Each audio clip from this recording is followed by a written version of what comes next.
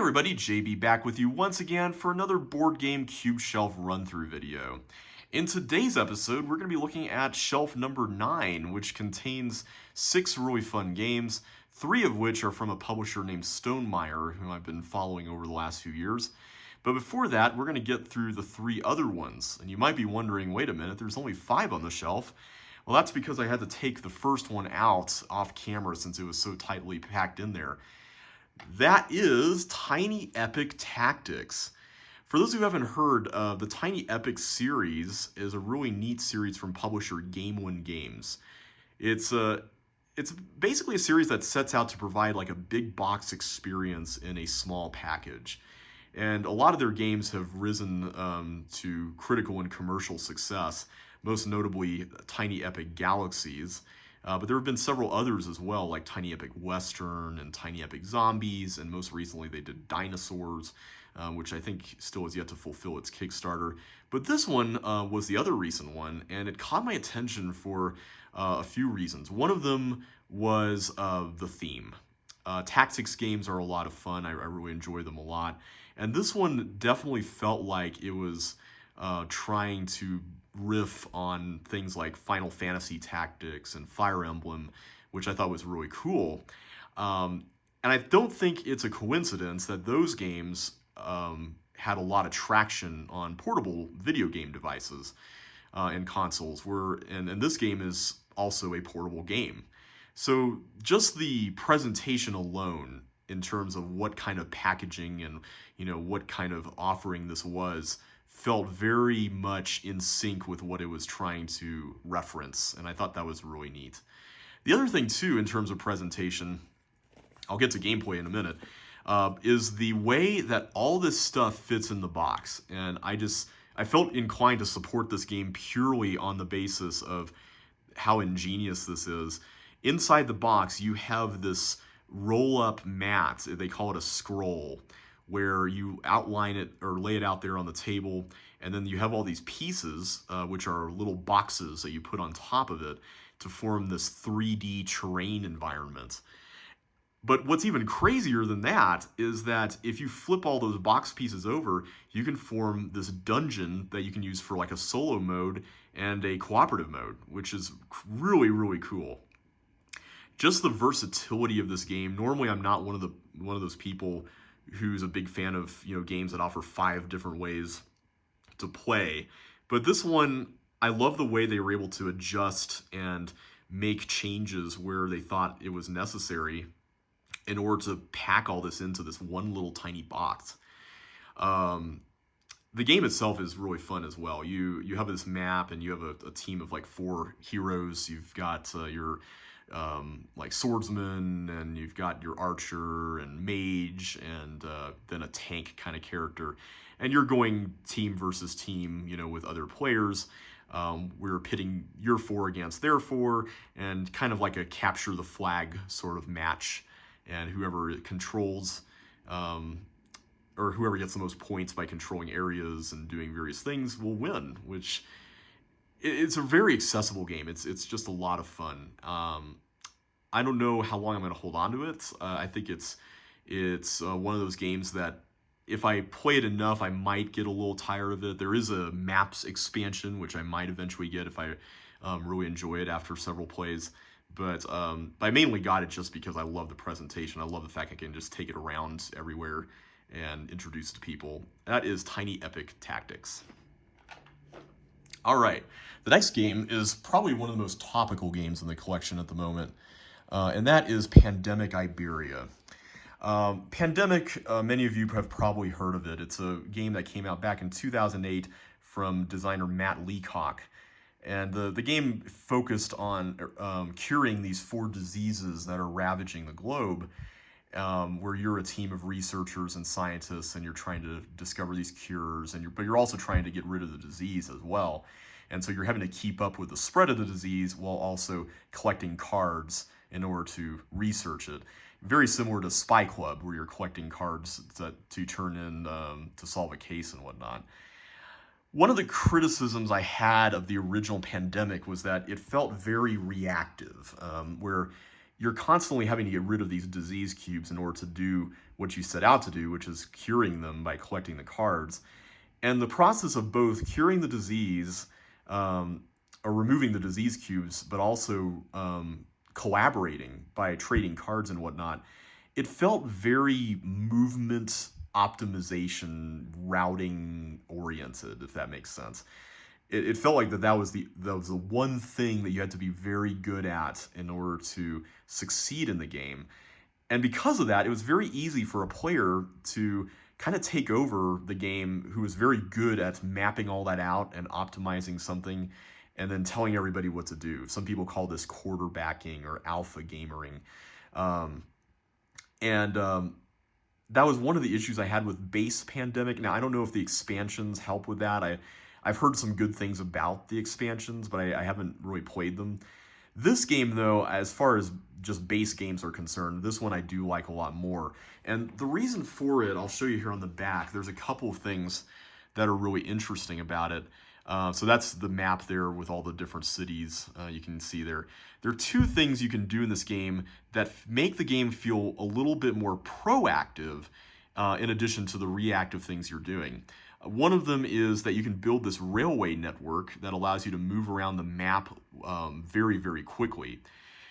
I like this because, so the one thing about this game that's interesting is that it takes place in like a few centuries ago compared to the original Pandemic, and so there's no flying or anything like that. So you're having to build a rail network.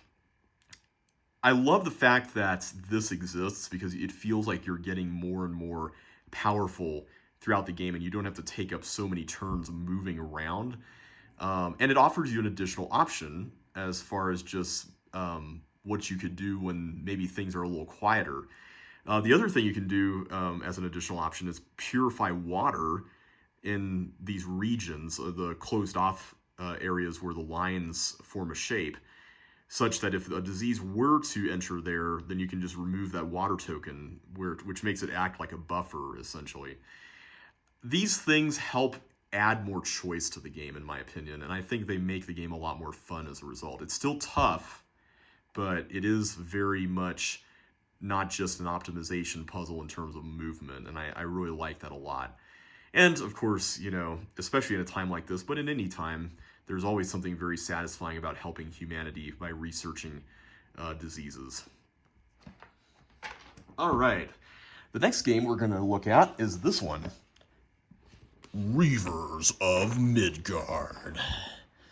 Reavers of Midgard is a sequel to an earlier game called Champions of Midgard, which is noteworthy for a few reasons. The biggest one, arguably, is that it's one of the games over the last few years that really kind of broke down the walls in terms of the different, you could call them design schools of thought when it comes to tabletop games.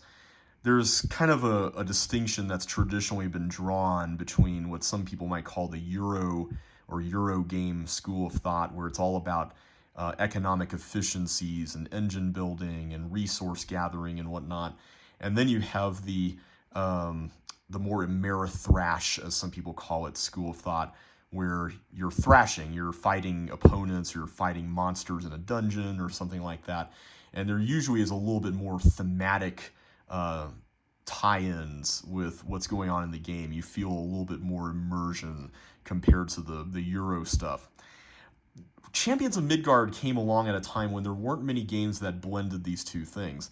One of the first games I would say that did try to do this was the Settlers of Catan, which had a Euro kind of engine building sort of thing going on with your agricultural resources, but then there's also this die rolling element and a little bit of area control where you could kind of get in people's way and stuff like that.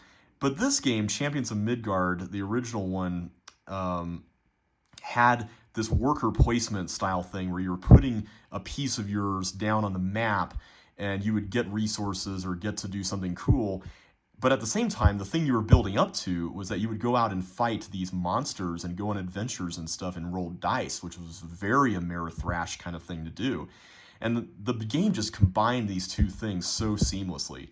Well, Reavers of Midgard is very much a similar game where you're doing very similar thematic things, but I would say this game leans a little more toward the Euro end of things. You've got a very busy looking but beautiful board there. It's mainly just because there's a lot of cards on it. There's different decks of cards where you can get treasures and objectives and other things.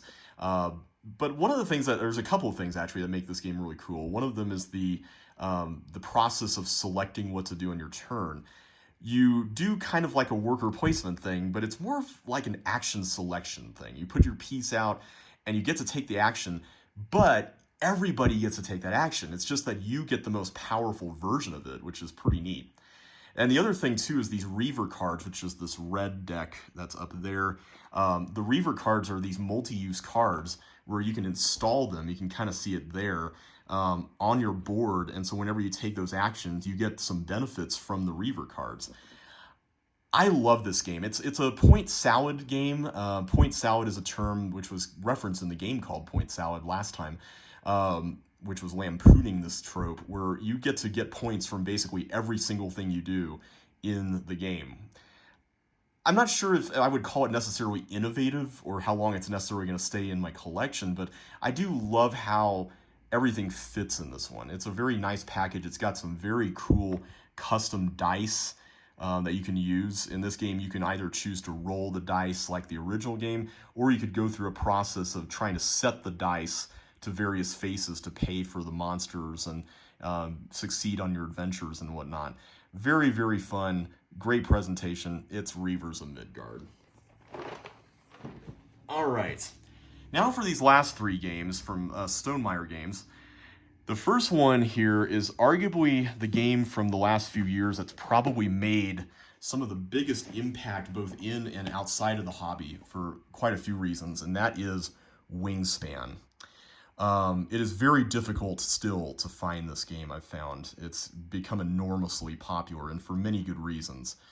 It came out early last year, and it got a lot of buzz.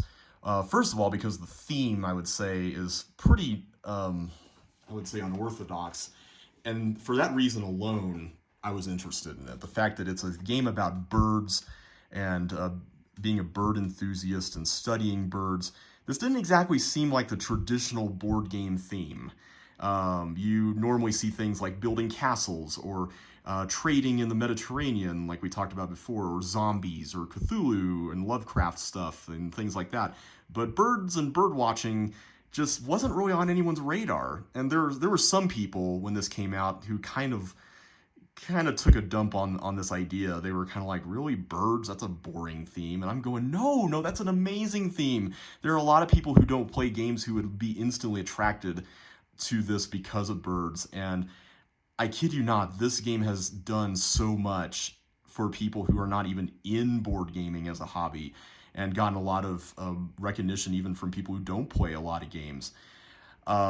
Just because it has an accessible theme, but also I would say as well, because it was one of the biggest landmark victories and wins for women in terms of design and artwork, with designer Elizabeth Hargrave, who's a first-time designer, had never designed a board game before until this. And the illustrations were done by three women, Natalia Rojas, Ana Maria Martinez Jaramillo, and Beth Sobel. Beth is one of the most talented board game illustrators that I've seen. But all three of these women did a fantastic job just with all these illustrations. You can't see them very well here on the box, but these bird illustrations look like something out of an Audubon bird guide. Like, that's how good they are. They feel so lovingly crafted. You can tell a lot of effort went into producing this. There's even a dice tower in the game that is shaped like a birdhouse. I mean, they didn't have to include that, but they did. And there's even these plastic eggs. They even look like Cadbury chocolate eggs. You're going to be tempted to eat them. Don't eat them. The game itself is just also a lot of fun too. You are building out this collection of birds in your little sanctuary here where you take these cards that all have birds on them. You can either play one for the food cost and resources that's listed on it into your sanctuary, or you can gather resources like food, eggs, or other bird cards from the deck. But what's really cool is that whenever you do those three latter things, if you have cards out there that you've played, then you can activate them. And so you can trip all these cards every time you play them and get bigger and better things the more you advance along your little map there. It's such a good game. This is one of my favorite games of last year. It's a game that's accessible to families. I would say it's more medium weight than some family games, but picking it up is not very hard at all. The ability to customize your engine by putting in cards in each of those rows that are different every time gives so much replay value. There's even an expansion that came out late last year with European birds that add more variety. Later this year, there's going to be one for Oceania. They've announced it for pre-order early because they want to donate the profits from it to the Australian wildfire victims. I'm really looking forward to that. Wingspan is a phenomenal game. It's a game that's done so much for the hobby. It's done so much for women in game design in an industry that's been very male-dominated. It's a game I would recommend to just about anybody. And I've noticed that it's gotten people exposed to more of those Euro game mechanisms that are traditionally presented in such a dry, kind of a little bit off-putting way. But when you have presentation as beautiful as this, I mean, it's very difficult to resist. Highly recommend Wingspan. Fantastic game overall. Okay, the next game here, I'm going to be actually talking about 3 different games when I am talking about this one because it's actually a mashup of 2 different games, and that is Between Two Castles of Mad King Ludwig. This game came out from Stonemaier a couple years ago, and some of us thought this was an April Fool's joke. We did not take this seriously one bit because it sounded too weird to be true. But what this does is that it mashes up 2 different games. One of them is a game from Stonemaier itself called Between Two Cities, and then the other one is a game called The Castles of Mad King Ludwig from a publisher named Bezier Games, which you can kind of see there. They're the ones who did Werewords, which we looked at earlier. But this game is such a fascinating study in what you could do by taking 2 different things and kind of blending them together. And in order to illustrate how it works, I'm going to have to talk about the original ones. So Between Two Cities was an interesting tile laying and drafting game where you drafted tiles, not cards, but tiles, sort of like Seven Wonders and Sushi Go.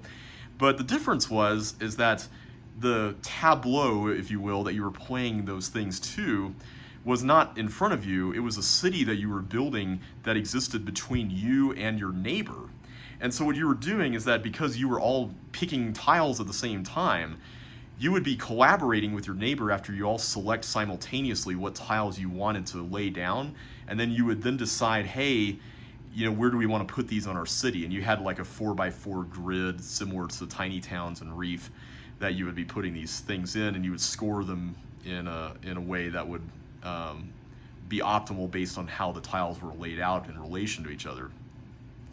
I really liked that mechanism of collaborating with your neighbor and building something that you were both working on, and ultimately you would get, your score would be the lower of the 2 cities, so you couldn't really skimp on one of them. You really had to make sure that you were giving ample attention to both of them. The Castles of Mad King Ludwig was another tile laying game where you were building a castle floor plan out of these different shaped tiles. And it had a very similar kind of premise where you were trying to score based on how the rooms related to each other, but you would also get these bonuses for finishing up rooms, and they'd be different depending on what kind of room it was. What I loved about that game was that the castles could be completely impractical. They're for a mad king, after all. And so it didn't really have to make any sense. You could just make up these crazy stories about why your castle had 20 bedrooms or 20 kitchens or something like that. And it didn't really have to make any logical or practical sense at all. Well, Between Two Castles of Mad King Ludwig takes the tile laying and collaborative mechanisms of Between Two Cities, along with the scoring system and open-endedness of the Castles of Mad King Ludwig, and it combines them into a very fun drafting and tile laying game. What I love about this is that it addresses one of the criticisms I had about both of the original games. For Between Two Cities, it's that you could, in this game, you can actually open-endedly build the castle. You don't have to be confined to that 4x4 space. And for Castles of Mad King Ludwig, which had a really monstrous setup time, this game offers you a really nice tray, or set of trays to put all the tiles in. You can just shuffle them all up, put them back into the vacuums, and there's just enough space to fit the exact number that you would deal out to a player for the next game. So you can just set it all up at the very end, which is really, really amazing. The game also goes up to 7 players, much like Between Two Cities did, which makes it a great game for scaling up for a big group. It's a really fun experience, and one that has garnered a lot of, let's play that again reactions from friends, and I love it. It's really fun. I would say my only complaint about it is that the room tiles are all squares, much like Between Two Cities tiles are. I wish that they had kind of the more variable shapes of the Castles of Mad King Ludwig, but I get why they did it. It's just kind of a bummer that that's the case. But that is Between Two Castles of Mad King Ludwig. Alright, the last game on here is a game that I have played a lot of this past year because I have a friend who really enjoys this game a lot, and that is Tapestry. I'm going to put the box standing up here again because this is another heavy box. Tapestry is, as it says on the cover there, a civilization game. But I would say that might be a bit misleading.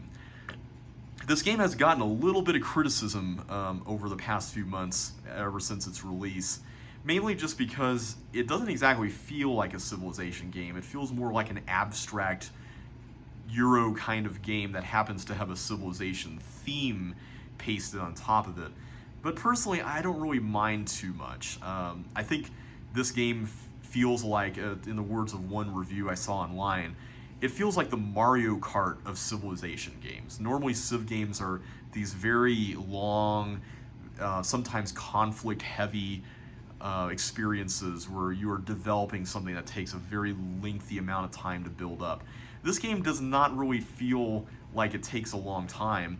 You are exploring a very wide span of time from the Bronze Age all the way to the Space Age in your time, maybe about an hour and a half to 2 hours or so playing this game. It's going to take longer if you have more people.